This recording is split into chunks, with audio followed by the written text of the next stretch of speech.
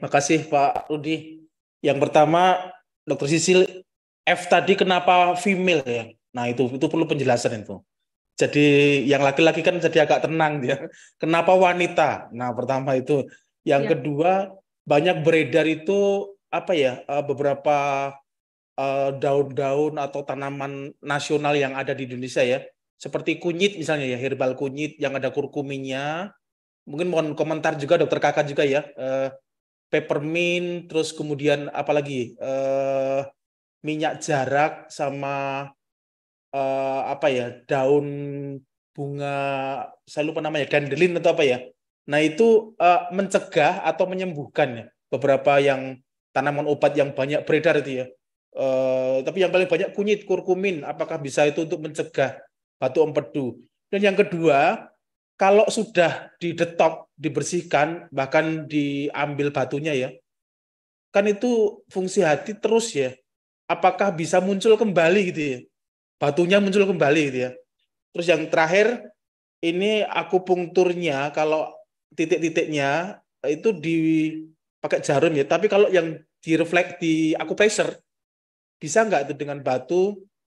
Kadang kan nyeri terasa pakai pengap di perut atau di mana ya. Tapi kemudian malah di akupressure, dimasas atau dipijat ya. Nah, itu malah bahaya atau malah pecah atau malah penyumbatan dan sebagainya. Tiga itu aja. Ini kemana ya? Ke Dokter Sisil atau Dokter Kakak monggo nanti. Makasih Pak Rudi. Ya, silakan. Dokter Kakak atau Cici, silakan. Mungkin apa dari saya boleh ya, Dok? Jadi tadi disebut 4 macam herbal, satu kurkuma. Kurkuma, temu-temu lawak, kunyit, itu intinya adalah herbal-herbal yang banyak mengandung antiinflamasi, anti radang. Jadi misalnya ada riset yang menunjukkan kalau orang makan daging-daging bakar, panggang, goreng, itu makannya sama pakai bumbu rempah-rempah yang ada kunyitnya karena menurunkan efek karsinogenik yang bikin kanker gitu. Jangan misalnya makan daging panggang campurnya sama bir atau campurnya sama kopi manis, medok atau creamer yang kimia gitu, tapi setiap kita makan makanan yang sifatnya panas, sifatnya yang, nah itu kita makan rempah-rempah Indonesia, terutama yang mengandung kunyit, temulawak, itu untuk mengurangi efek jeleknya begitu. Nah, kalau dandelion itu atau pugengjing itu memang herbal TCM, itu kan bunga rumput sebenarnya. Itu digunakan untuk membersihkan meridian liver. Nah, baik untuk mata, untuk persendian, tapi nggak semua orang cocok dengan dandelion ini karena kasus alergi juga cukup tinggi. Jadi apakah memang cocok atau tidak itu memang harus dicoba. Ada kan teh bunga dandelion atau yang memang sudah campuran ya di yin xiaoshan atau formula lain gitu ya. Ketiga tadi ada herbal apalagi tuh minyak jarak ya. Minyak jarak mungkin castor oil maybe ya maksudnya kalau di dunia bahasa Inggrisnya ya. Nah, itu kan biasanya untuk bantu buang air besar supaya buang air besarnya lancar. Nah, biasa kalau kita di Indonesia kan kalau makan orang-orang biasanya sampai nendang, kalau belum nendang belum stop. Nah, ini jadi udah makanan nendang terus dikasih minyak jarak atau castor oil supaya pupnya banyak, kalau udah plong bisa makan lagi, ya itu bukan caranya. Jadi sebenarnya ya dibilang sehat tentu sehat. Terus jadi intinya apapun yang kita makan, dedaunan itu semua mengandung antioksidan. Jadi paling bagus kita makan daun-daun itu dulu.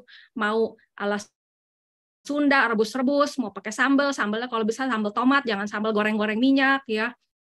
Kemudian titik-titik akupressure, akupunktur, kalau tentunya pasti membantu. Saya juga mempergunakan di klinik. Biasanya saya akan dari pemeriksaan nadi, saya akan bilang ke pasien, wah ini nadinya nih, nadinya liver, empedu, organ-organ pencernaan bekerja tidak baik.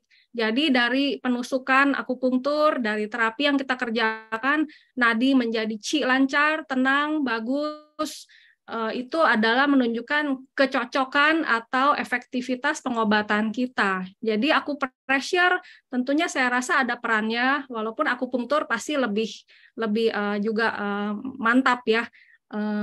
Demikian dari dokter Kakak mungkin bisa ada tambahan untuk akupunktur dan lainnya? Ya, terima kasih dok. Jadi kalau dari sisi akupunktur, ditanya akupunktur sama akupressure, boleh nggak nanti akupressernya itu dikerjakan? Takutnya malah bukan membuyarkan, tapi maka malah bikin jadi semrawut gitu kan ya Pak ya. Tidak begitu. Jadi kita yang penting itu sebelum melakukan apa-apa, kalau di dalam TCM itu, kita kan harus melakukan penegakan diagnosis dulu. Wang woman check-nya itu kan harus dikerjakan dulu. Sindromanya harus tahu dulu. Benar nggak? Jangan penggolongan sindromanya kita nggak tahu. Oh, pokoknya kata dokter kakak, tanangnya itu, tanang syeknya itu harus ditekan. Ditekan aja. Kita nggak tahu. Apapun yang penggolongan sindromnya itu, seperti tadi sudah dijelaskan oleh Dr. Cecilia, ada begitu banyak sindrom.